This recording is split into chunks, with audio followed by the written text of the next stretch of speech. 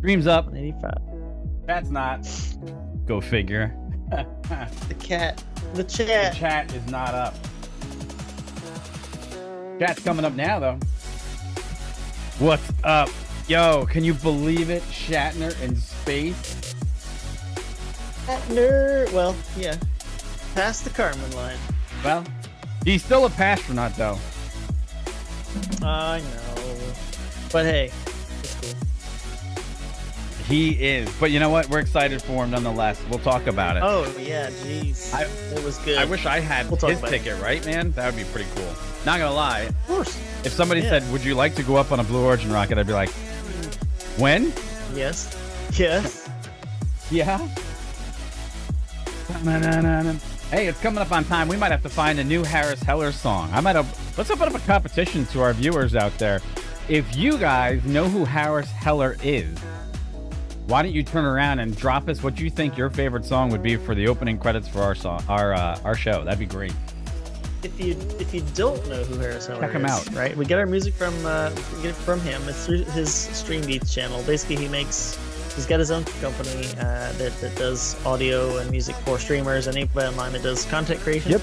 And it's all free to use. Basically, just give him credit, right? So it's pretty sweet. But there is a link down below in the description. So if you don't know about Harris and you just want a whole bunch of types of music, chill music, rock music, it's all down there. Yep.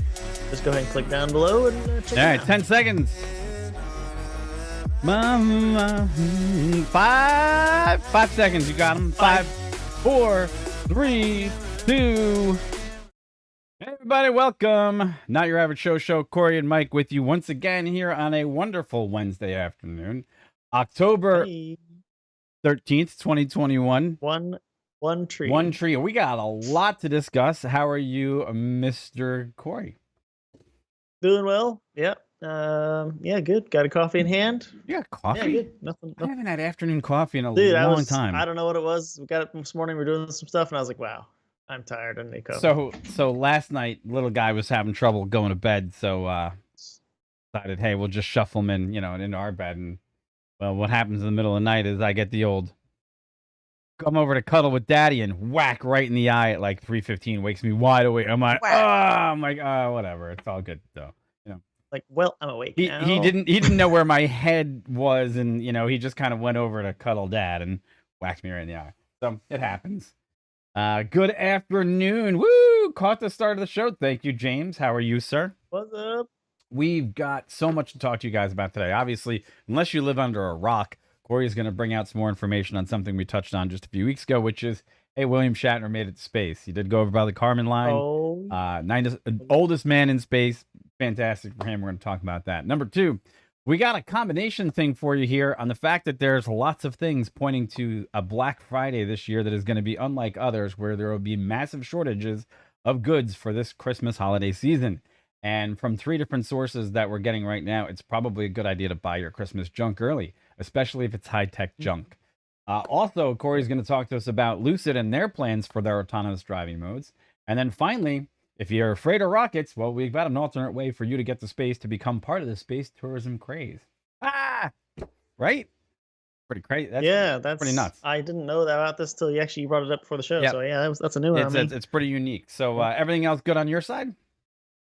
Yeah. I mean, just still doing some work around the house, but you're going fine. Yeah. So if you do hear any strange erroneous noises behind me throughout the show, just remember the repipe continues. They're finally to the point now where they're sheetrocking the house, which is great. So you might hear some odd machinery running behind the walls over here because I don't know which part he's going to work on when. So I apologize in advance, but I figured got it. The show must go on, right? Another quick update. We have flourished 11 subscribers in under 5 days, which is fantastic. Cool. We kind of got stuck there at 370 for a bit. Didn't seem like the needle was going to move. And we woke up this morning, we were 182, which means we're still connecting with people, which is great. Let us know in the comments below what you guys want to see us do on the channel, because it ain't all about what happens between Corey and us. It's about, or Corey and myself, I should say. It's about what we can interact with you guys about as well in the world of technology, aviation, space, and all the other subjects that you guys know we like to cover. So keep bringing us great information, and we'll be on the lookout for that. All right.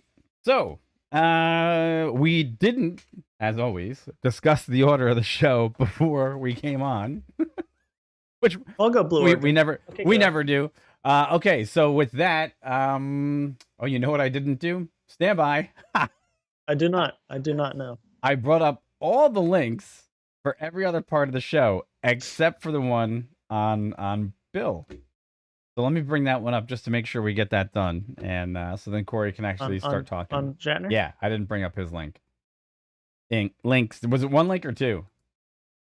Hold on, let me take a look. I think it's two. Two. Let me. Well, three. There's the YouTube video to show it if anybody wants to watch it again. Oh, okay. And then there's the two FAA links, which. Well, I'm not going to bring up the YouTube video. I just want to have the article on Shatner. Is there? Oh yeah. There's no article on. I mean, there's not one particular on Shatner. The Halo beta. James is talking about the Halo beta. We can talk about that maybe in between segments. Yeah, we can, because it was. So we can make it a thing, you know. Yeah, it was pretty epic. We'll get there. Yeah, it was epic. We'll get there. All right, so wait a second. Us. Now I got to reconfigure. Do you want to play some of this video? Because you didn't tell me you wanted to play video. I didn't know when to play any. No, I mean, no. You can if you want. I just figured it's in there. People want to watch it. You know what? Then here's what's going to happen. You're just going to take. Got to give them the link. You're going to take the floor, and you're just going to start talking. How's that? Amazing. All right, Amazing. you have the floor, sir, and take it away. Amazing. Cool. So yeah, this morning we saw the second manned flight of Blue Origin and their new Shepard. It was new Shepard 18. It's the second manned flight to be taken off out of Texas. Again, Blue Origin. You know, the previous flight had Jeff Bezos on board, his brother. Right? They went up to past the Kármán line, and basically, you know, the whole flights are like 15 minutes. Well, this is the second manned flight. Took off this morning. Was postponed to today for weather a few days ago, or actually yesterday, I believe it was. And this one had 4 private citizens on board, one of which was William Shatner, Bill Shatner, Captain Kirk, or the gentleman that played Captain Kirk for so many years. They went up a maximum altitude of 351,185 feet, so pretty high. Again, that is past the Kármán line, so technically that is one of the requirements for astronaut wings. Mm-hmm. And it's worth noting, you know, Shatner. I gotta say, man, I'm looking at these videos and I'm seeing Shatner's 90, and he looks old, right? But he doesn't look 90 to me. That's just me, okay. Right? That's just me. So I mean, he's looking good. He's and. I mean, for me, you know, it's certainly cool to see Captain Kirk actually, you know, go up to space, having played someone who's a space traveler for so long. But it's really nice to see. If you guys haven't seen the webcast, check out the video link below and look towards near the end, where Jeff's talking to Shatner after he's exited the craft. And it is interesting to see. You know, Shatner's always a little bit. He's always got a nice way of talking, you know, and a little bit. You know, he's an actor, so he talks about stuff a certain way. But it's interesting to see that he's a little bit of a loss for words. You know, that we could probably imagine most of us would be, right? To actually have had done such a thing. Yeah. So it's really cool. It was really good to listen to him just try to make sense and tell us all how amazing it was. So, but yeah, what do you think, man? Well, look, I'm big fan of Star Trek. I have been, because you know, basically grew up with it. It was before anything else. Before Star Wars ever took place, there was Star Trek, right? That's what was out there for everybody to watch, and it was digestible, right? Maybe not so relatable, because at the time no one really understood what a flight deck would look like in a real spacecraft, and that would actually, you know, repeatedly go back and forth to space, and no one knew what the positions were. But they overlaid basically a Navy style principle of who would be captain, and, you know, other roles that would be fulfilled, which, you know, absolutely great writing. But this is better than any script. Right, it's like the guy makes good on the word, and it just so happens that before he has an opportunity to maybe even pay for his own way, he gets offered a ride on Blue Origin, which is great publicity. But on top of it, you know, William Shatner as a person, I've always enjoyed a lot of his work. You know, he was also, I think, he was T.J. Hooker. He played a lot of other roles, but I think his most famous role will always be James Tiberius Kirk. But to see this guy go out into space, do the thing, and be grateful. I guess that's the other thing that I really couldn't emphasize anymore. And you watched a lot more of the post interview stuff that he did. He seemed genuinely grateful, and to me, that's important, right? He's had some ups and downs in his life. He's had personal tragedies in his family, and I'm sure that this is something that he can reflect upon and probably cherish this memory, and also break history. He did make it past the Kármán line, so.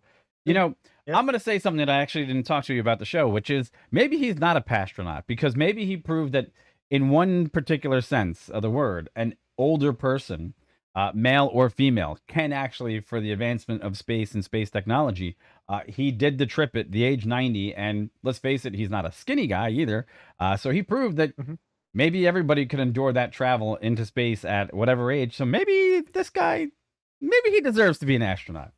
Yeah, yeah. I mean, part of that exact conversation, I have linked down there two links to talk about again. I know we've talked about this before, but like FAA's changed the definition of what a commercial astronaut Right. is, and so it used to be just a little bit easier. Now as Mike said, there's a few things, and it talks about it, and you can look at it too. But one of them specifically says, and I quote, demonstrated activities during flight that were essential to public safety or contributed to human space flight safety. And I mean, I can think, if they took enough measurements in whatever shape or form of him while he was on the flight, that maybe there was significant, data that could be gleaned from his participation on Yeah. boards. I don't know. We're not privy to that info, but possibly. I Who don't know. knows? Yeah, wouldn't that be crazy? Be like, here he's got all these, all the wings he used to have, and then he's like, here's a real one.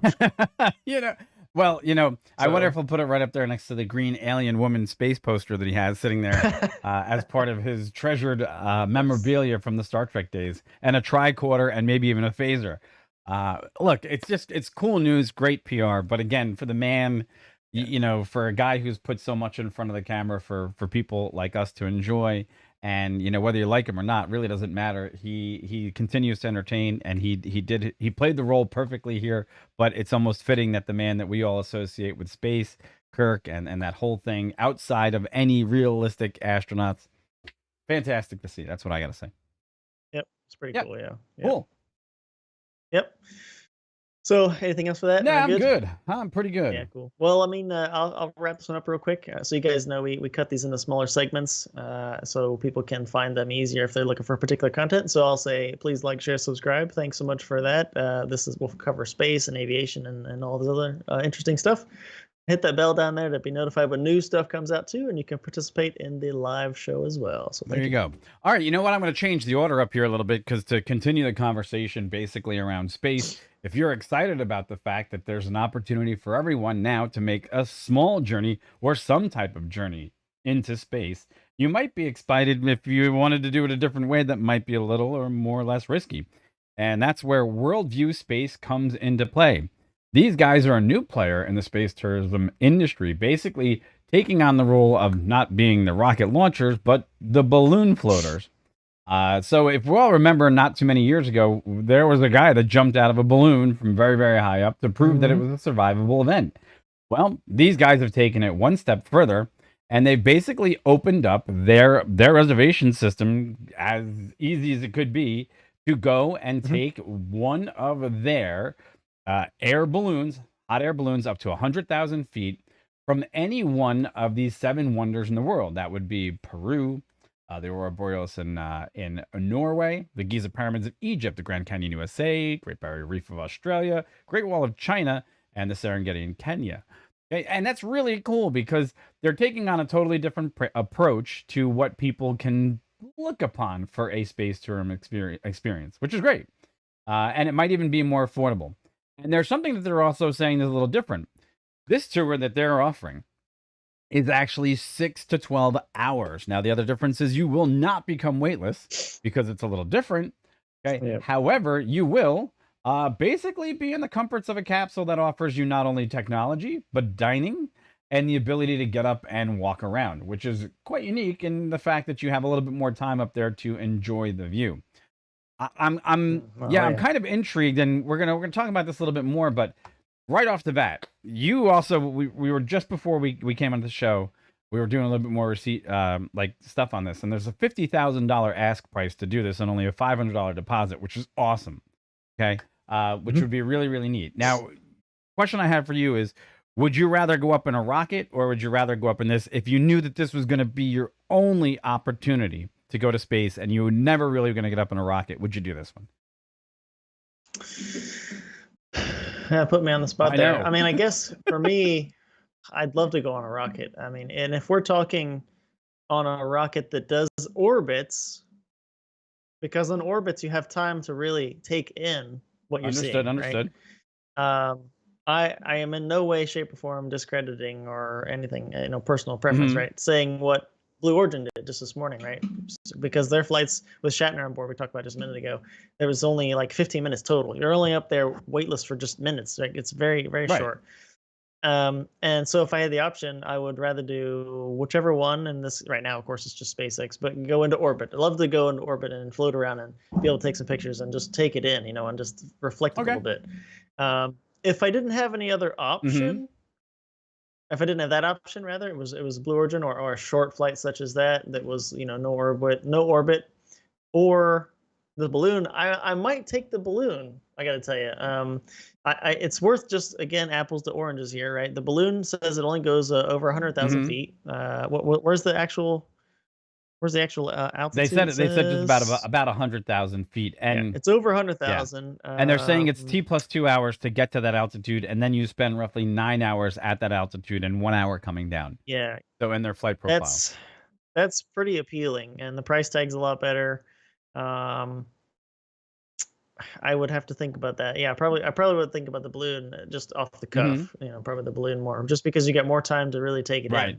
in. You are going to go roughly 3 times less altitude than Blue or Space, depending on which way you're Hmm. going, because 100,000 or so versus the 300 plus that the Blue Origin guys and everybody else is doing above Kármán line, 328 and above. So you're no way even close really to the Kármán line. But I mean, yeah. They're So saying that. I don't know, man. What about you, dude? What are Well, you they're thinking? saying most of these go between 100,000 and 105,000 feet above the Earth's surface. Your Yeah, horizon yeah. will stretch into a distance more than 1,000 miles in every direction. That's what they're promising. This is what comes from their website. For me, Right, yeah, it'd be, I used to spend my work days at 38,000 feet anyhow. So, it's roughly almost, 2/3 higher than that. And other things to be considered. I think it's just unique. The perspective, anytime you gain perspective, it changes your perspective of the world, the universe, and how we interact with it. And if you know anything, like you and I both know, how do you know learning has occurred is because there's a change of behaviors as a result of your Yep. experiences, right? And that's Yep. important. That Exactly. is really important, because if that's the outcome that it had, I think it's worth every penny that you could spend on it. Unique enough, Yep. though, to say, though, you and I were also both confused about one thing, that we were both thinking that Alex Bumgarner was the only man Oh to have yeah. ever jumped out of one of these. And then, to our surprise, actually, what'd you find out? You found out something really unique. Yeah. I can elaborate a Hmm. little bit. So if you're looking at the worldview space, where I'm scrolling to the bottom, and at the bottom is a picture of the capsule, and then below that there's 3 little things. One says 100 plus flights, so they've done a lot of testing. This is 7 years of research and discovery. Yep. And the last one says human flight. So actually, they're saying this. It was led by a gentleman, Alan Eustace, world record skydive from 135. So I was like, wait a second, I don't recall hearing anything about Hmm. that. And it could have been a thing, but I just didn't hear anything about that. And we had to go back and relate that to Felix Baumgartner's Red Bull Stratus Right. skydive launch, which was from 132,000, I Hmm. believe, back in 2012, and that was super impressive, very interesting to watch. And this guy basically in a spacesuit jumping out of a capsule and skydiving from really high up, which is again about the altitude of these Hmm. balloons. So again, if you were to go back and watch the video of Felix Baumgartner's jump, which was videoed quite heavily from different perspectives, that's basically the perspective you're going to have on this balloon, which is good information to kind of Right. compare.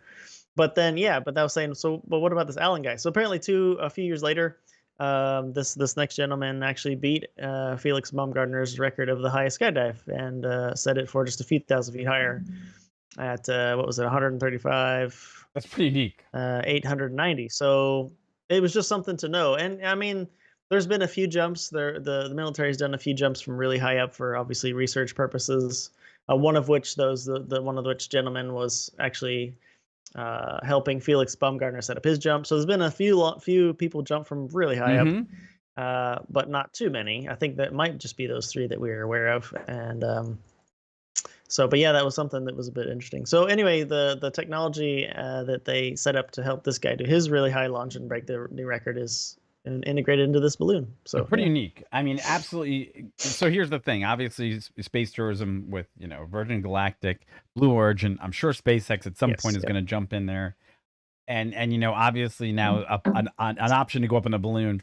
it's great for the space industry. It's great for tourism. I'm sure the prices will start to come down, whereas maybe sometime when we reach 90, we'll have the opportunity to go into space, which will make it all the more worthwhile. However, Great you say it. yeah, well, I mean, look, I'm not as wealthy as William Shatner, nor do I have the credentials for Well, somebody to just well, invite the me. wife said it to me just after the. She said it to me as Zoo. We're sitting there watching it, and she's like, "So he's 90." I'm like, "Yeah, oldest guy to do it." She's like, "Well, there you go. Maybe when you're 90, we can try to look at that." I'm like, Yeah. "Yes, winning." You know what the worst part is? I'm sure, and not to knock the experience, but maybe it would be better to have it a little bit earlier in your life so you could savor it while it has a deeper impact. But for someone that has probably enjoyed a good life and again with the ups and downs, so on and so forth, I would love the experience sooner rather than later because why not? But hey, let us know what you guys think in the comments below. A rocket launch would be great, but if the only way you're ever going to get up there to see it from 100,000 feet, which would be by this balloon, do you like the worldview look and you like their technology? Is it something you'd be interested in? And is it entertaining to think about being up there for 7 hours, or 9 hours actually, having a great meal and getting up to walk around and look around? So let us know what you think, and that would be great. And enjoy. We'll see if we can get any more information on these guys. It sounds pretty interesting, but 50,000 sounds like a decent ask. So, like, subscribe, let us know what you think. All right. The next one is going to come to you via Corey, and we're following, obviously, some of the details on autonomous driving. And here's Corey to give you more on what's happening over at Lucid. Yeah, cool. So yeah, just kicking the next one off. The link down below is directly from their press release on Lucid's website. So it just says DreamDrive, Lucid's proprietary advanced driver assistance platform that uses user-friendly and future-ready tech. So basically, if you're pulling that up there, you can see some nice images to have up while we chat. But basically, they're saying their autonomous system is going to be called DreamDrive. It encompasses 30 driver assistance features. And then really at the heart of it talks about 32 onboard sensors, a multifaceted driver monitoring system, lightning quick onboard Ethernet. So that's something there too. So you're connected. Obviously, there's multiple sensors around for 360 monitoring. One thing in here that is interesting to kind of pull out is you're only going to get their DreamDrive Pro, is what they're calling it, in the new installation with LiDAR on board with the more upper level cars. Really? So things like lane assist and traffic keeping and all those kind of more let's call them now standard features for autonomous cars. Right. Those are going to come with the regular cars, Lucids, but you're going to need the upper level Lucid Airs to get the DreamDrive Pro, which isn't out yet as far as their tech, but it's coming, and that will also have LiDAR in there.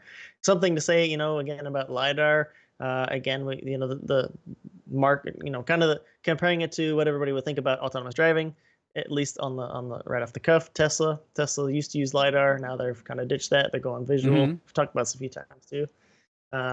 And it's just interesting to see LiDAR is definitely not dead. I know there's some, because I think Volvo's using it, right? Funny we talk about some stocks I follow that are really heavy into LiDAR. So LiDAR is definitely not something that should be discounted.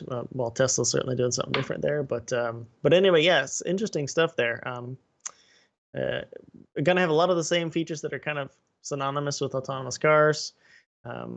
Driver monitoring, high-res LiDAR, at least on these cars, over-the-air updates, which is pretty cool. Certainly something we'd hopefully in any new car these days. And then in-car communication, apparently at gigabit speed, which is cool. So we'll see what kind of radios they got on board, maybe 5G radios or whatever. Right. And then, I'll pass it to you. Maybe talk a little bit more. Well, think, I mean, I guess we're at the point now where this is where everyone's going to start measuring that next benchmark, right? Which is self-driving technology. We've discussed whether or not what levels they could go to. Someone made a comment the other day in one of the videos is that level 5 driving technology is like the Brooklyn Bridge. Basically saying, meaning say the Brooklyn Bridge for $1 kind of thing, that we're really going to struggle to get automobiles to reach that. I actually was going to ask you about that because I didn't know what that person. Yeah, so that's the Southern Floridian in me. Like, I don't know. Right, it's like the Brooklyn Bridge, but the other part of it is, look, we also have to look at what's happening right now in the marketplace for the acceptance of autonomous driving and the differences between. One of the major differences with Tesla still is that Their autonomous driving system is more like an AI system that is consciously linked between each other, and it's a neural net learning system about driving. The platform just happens to be cars, right? They're going to apply that same thing to robots. Whether these other technologies that are coming out from Lucid or Rivian or others are going to have that level of integration and really push forward the technology, no one really knows what their backbone and structure is. But it is good to see that there's others taking on the challenge. It's good to see that obviously LiDAR was used in Volvo. LiDAR is taking another step forward here with Lucid Air. If the driving experience, I think, is overall satisfactory for the driving public and the perception changes, because as of 5 years ago, many people did not want to accept self-driving cars. And now it looks like people are more willing to accept self-driving cars as they move forward into the technology in the marketplace. I think that bodes well for even things like EV tolls and urban air mobility and people stepping on board pilotless aircraft. But you know, economies of scale will judge how many people that will be and what the comfort level will be. So that's my honest opinion. I know I said a lot everywhere in that statement, but it means that the technology is going to be there for people to be comfortable. Hopefully. Yep. Maybe. Yep. No, as you're just chatting there, I'm also curious, trying to figure out actually who the LiDAR supplier is for Lucid. Who is it? Not found it out yet, but one thing I did want to add to while we're just chatting about them was something that I think is a cool idea, and they're calling something called, well, obviously it's DreamDrive, but DreamDrive Pro, so the Pro version, also encompasses a program called Surreal Sound. Oh yeah. And basically that leverages the 21 speaker system in the car to actually give the driver alerts of, I guess it would be proximity or things that would be something that they would need to know if they're driving, or there's an obstacle coming too close to your car or whatever. I think that's pretty interesting, because it's interesting, you know, as you're driving, or let's say as you're walking outside and there's something, a loud sound, you would automatically, oh, it's on my left, you turn your head, figure out what it is. That's natural, of course, right? So if you're driving, though, you're in a car and the car's got the windows up and it's, you know, you're in a more safe space as far as the cars around you, but then you can't hear anything. So that's interesting that they're kind of leveraging exactly that same idea. You know, hey, I don't know what kind of tone it would be, but I don't know. I'd like to know more about that, because I think that's really actually pretty interesting. But I mean, some of these pictures, the reason why I didn't bring a lot of them up is because without a lot of explanation, they just show these 4 pads of the parking made painless, which is a ProDrive, makes it so much easier. Like I guess they broad brushed a lot of the technology basics in the presentation, but they didn't really go into depth enough where you could say, oh, that makes logical sense of how it would be applied, right? And I guess that's what you're that's what it's coming to, because, you know, the human interface is that, you know, 21 immersive speakers deliver clear directional alerts. Okay, does that mean I get a beep, a tone, or does it mimic the outside world as I would hear it? Because let's face it, in a lot of cases, the outside world in most cars, you can still hear it, and it may be some sort of aural tone of the actual enhancement of the sound coming towards you, right? Maybe it just might be enhanced through the audio speakers. I don't know what that really means, but clear directional alerts could mean a lot. I think, you know, the overall application is, look, you're going into basically primary multifunction display style vehicles with full glass cockpits that are obviously going to step up the technology rate of the actual vehicle, which means, does this mean we have to re-educate the drivers themselves to now integrate into a more complex driving situation to know when this thing is in over its head and that you need to take control? That's another thing that's going to have to be argued as well. But that's not just individual to Lucid Motors. That's actually going to be across the boards one of those challenges that the entire industry is going to face. So yep. And actually, just a few lower things for me, and then I'll be done with it too. But if you're thinking, okay, autonomous driving, what exactly are we talking about? Well, it does say that basically the Lucid Air will launch with level 2 autonomous driving. right. And again, if you're keeping track, there's level 1 all the way through level 5. Level 5 being completely autonomous. You get in, sit down, and takes you wherever you go. And that's where Tesla hopes to be. Is certainly not there yet, but hopes to be, just as a reference. So Lucid Air is going to launch with level 2, but it's going to have all the equipment on board and the software, at least the power it would need, they say, to do level 3. And they will unlock level 3 over the air with updates when it's ready. Ooh, so fair enough. If you're keeping track of that, there's something there too. Awesome. Yep. No, tracking, that's something we're about to go into. Cool. Yeah. All right, I'm good. Anything else there? I'm good. Cool. All right. So again, as always, thank you guys. Please like, share, subscribe. As you guys know the drill. We very much thank you all the subscribers that have appeared lately, as of late. Thanks for that. If you'd like to keep track of other things, aerospace, aviation, obviously automobiles and tech, hit the bell as well. You'll know when new stuff comes out. And yeah, thanks so much. There you go. Okay, this last one is actually a more encompassing conversation about what the I guess the overall impact COVID has had on the economy many a year and a half, 2 years later.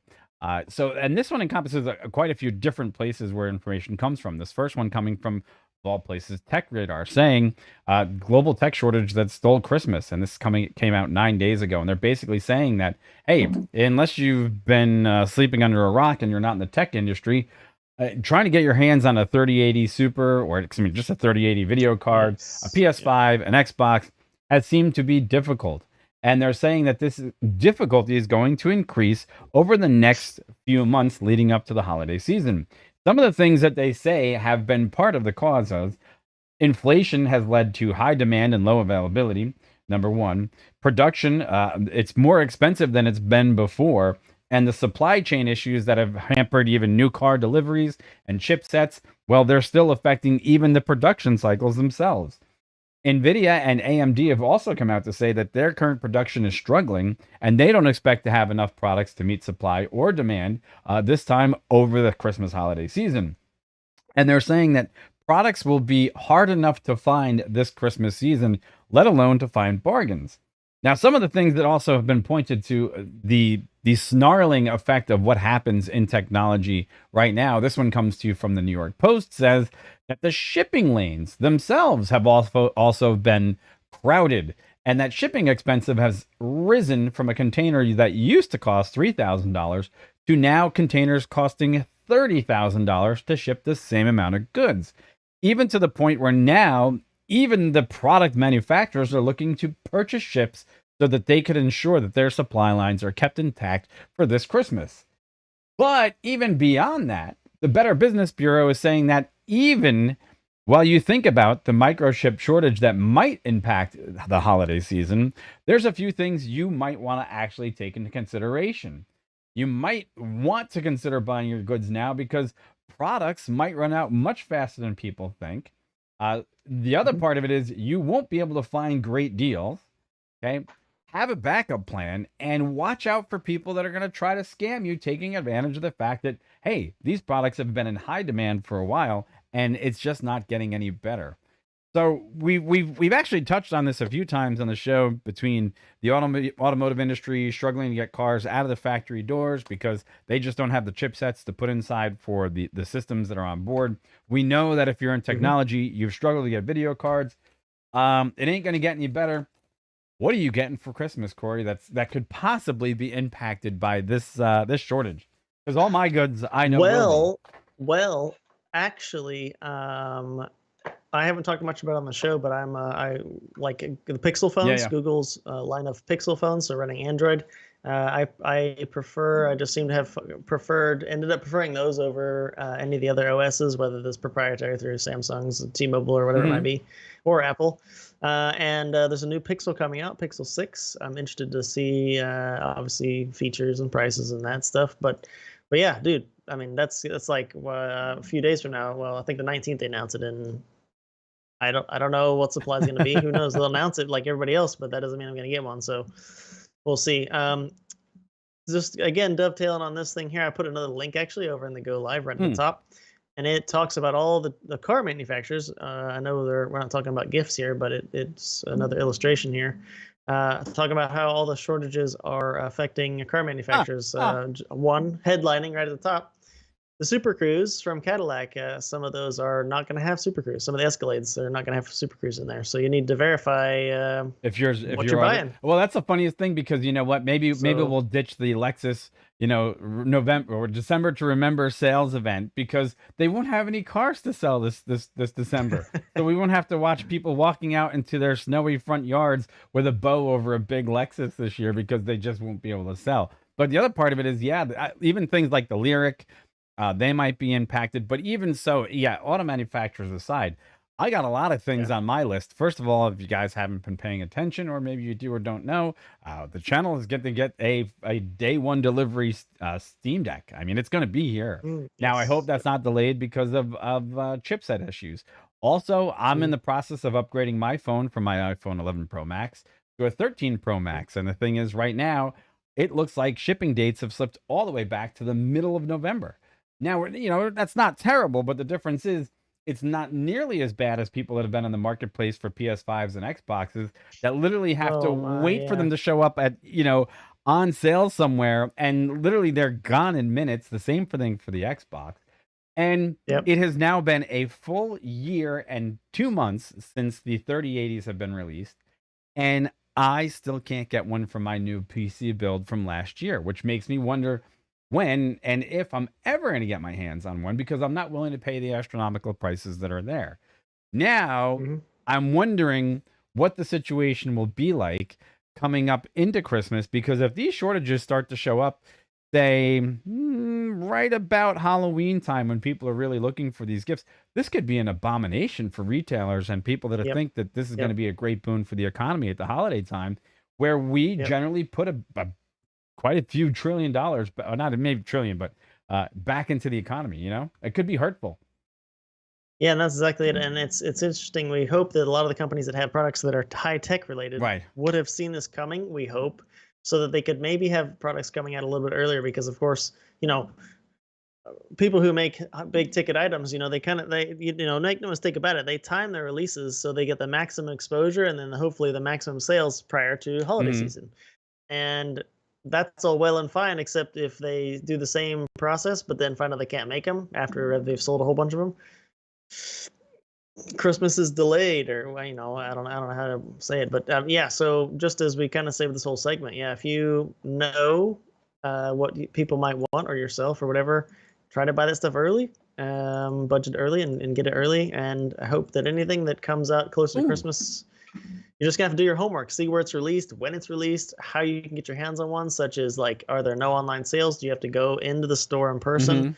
Hmm. And just the last part too for me, like give it back to you was, I know you and I know, but if you guys don't know either, if you're out there looking for graphics cards, for example, there are some big box stores with certain blue and yellow colors that do get shipments of 3080s and other GPUs Hmm. that are not sold online. That you can find where they are, when they're going to show up, or before they do, and then yeah, I mean the whole like Black Friday, people camping outside to get one the next day, that's going on still for these graphic cards. And the big deal there is, right, if you get one and you get one in person, you can't lose it to somebody online or some bot buying it out from under you online.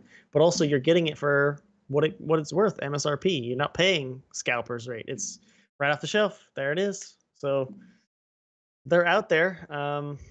They're just hard to There get. you go. So from Statista, I think what I'm seeing right now is that they're saying that on average, the retail sales are somewhere in the $5.5 trillion is what they're saying. For North Yeah, American North holiday American sales. holidays and about 753 billion in US dollars is what actually happens in the USA. So that's I'd be interested to see the breakdown of that, of high tech stuff, interestingly or enough. anything that would be impacted by Yeah, they this. won't show me that graph because you have to buy premium, and I'm not buying premium. However, it is interesting to see that that's what they have listed there for the holiday spending season. Now, it could be, who knows what's going to happen. We're just putting this out there to say, hey, if you're thinking about what this holiday season might mean for you, Yep. other things that you might not have anticipated that will actually suffer downstream effects, because they're going on to say in this New York Post actual article, they're saying that this isn't going to just affect high tech goods. There's a lot of supply chains that are going to be actually impacted by this because all the freighters that can't get into ports or are currently Mhm. waiting out ports, and the three major actual ports across the globe that are really being impacted are, and they go into this actually pretty clearly. They're saying the port of Los Angeles, there were 28 Yep. ships anchored off of the port of Los Angeles. The ports in New York, New Saw that, yeah. Jersey also had their volumes up 15%, but that's another one. They also say China and Vietnam are being impacted, and also Taiwan, which are major ports of export. Major Yeah, semiconductor yeah, yeah. suppliers, Taiwan. Huge. and then finally trucking, consumer, and the things that are tougher to get. And I don't know about you guys, but I've noticed that on our grocery store shelves, items have become sketchy at times, where you walk in and it's kind of like, wow, you guys used to have this stuff on the regular, and it's actually shown up. Yep. So actually, James had a comment in there. He said he signed up for a 3080 GPU through the manufacturer's website. If I get notified, selected, I'll let you know. Oh yeah, because I know James did something different. He wanted a 3080. He couldn't get it, so he went out and bought a new PC with a 3080 in it. So he actually sidestepped the whole system. Problem is, my guts and my PC are all brand new anyhow. I just want the video card. I would prefer a 3090, but a 3080, especially because I'm pushing out, triple 2K screens, would be a big boon for me too.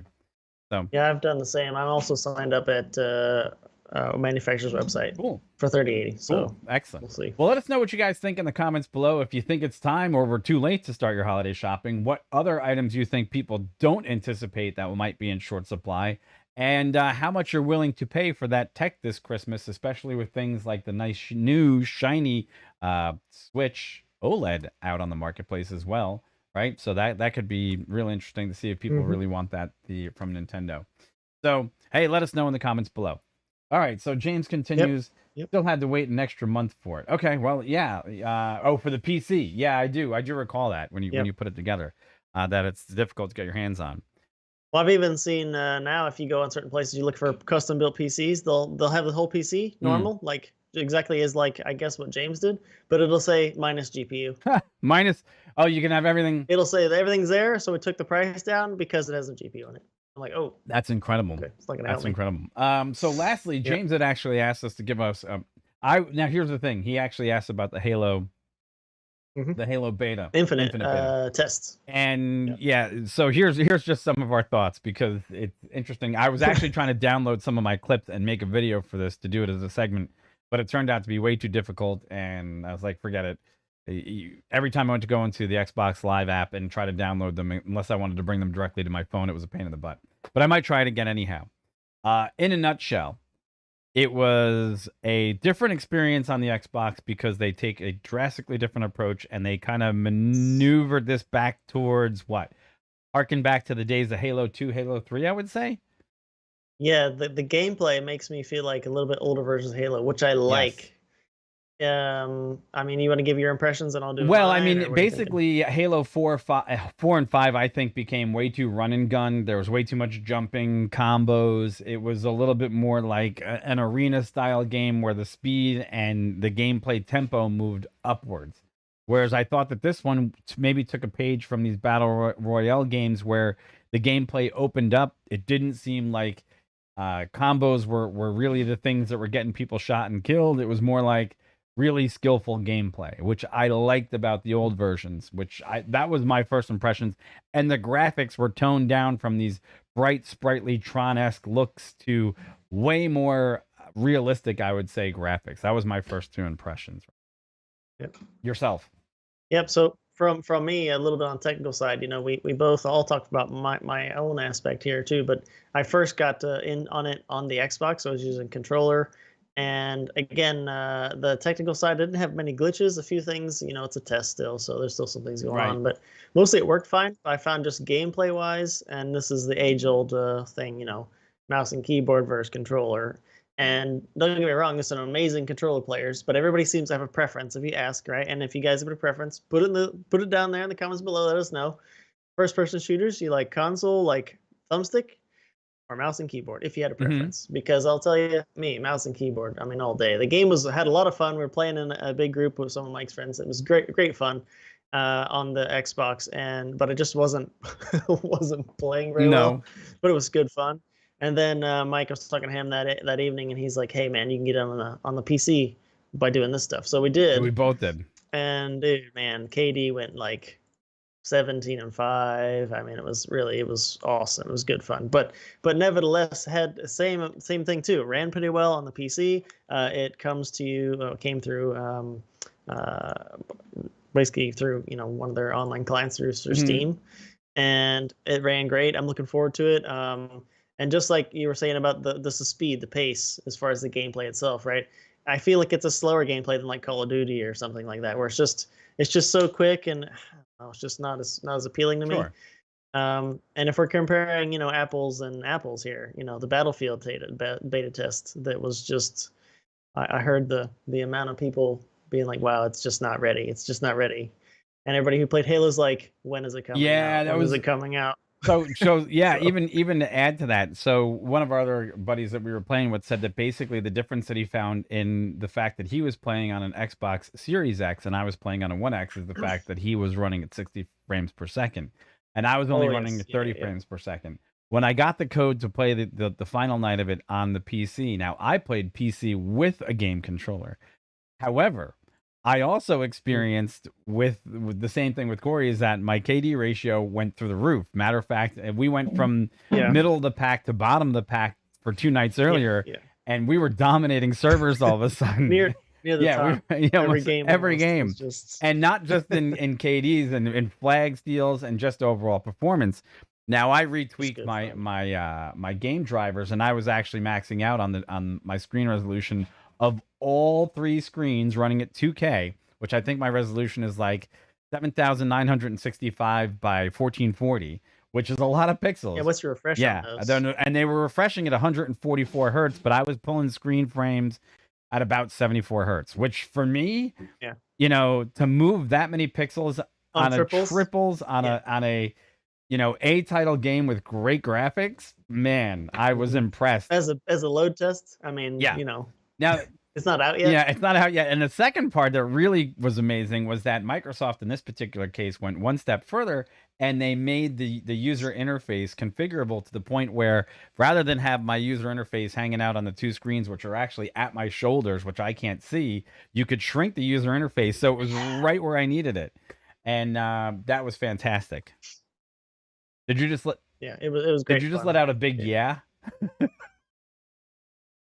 No, Peck's saying I was also on Series X and it did run smooth. Yeah, it's good fun, and it'll be interesting to see. Certainly not the first game to have crossplay between consoles and PCs, but we'll see how it pans out. Obviously, they're keeping pretty hush hush on campaign details. I'm also not looking for them. So if there are campaign details being leaked, hey, you guys keep it to yourself. We don't want to know. I'm looking forward to it. And the other part that I was thinking as well is that I want to see if they do implement one of the the battle royale features that we're going to see inside the Halo universe. I think that's the other thing. Yeah, it's free to play. It's going to be free to play, so I'm wondering if there's going to be a battle royale scenario. Now I'm sure it's out there, and I haven't had a chance to really get involved with the Halo Infinite part of it yet, but we'll be looking for that as well. Okay. Yep. Well, I am good as well. Good. Thanks everybody for tuning in. We appreciate all the support. And once again, let us know in the comments below what you guys would like us to talk about in the near future. We'd be happy to hear some comments from you, and it would be fantastic. So thanks again so much. We appreciate it. Yes. All right. Take care, guys, and we'll talk to you real soon. Bye-bye. Bye. Take it easy. Bye. Bum, bum, bum, na, na, na, na. Yeah, it was weird. Your audio delayed there for a minute. When? During the stream? Yeah, like just towards the end when I was talking in the middle, what you said at some point or said and it like totally came in like a minute later. Oh. It was weird. All right, folks, thanks so much for tuning in. We'll catch you real soon. Bye.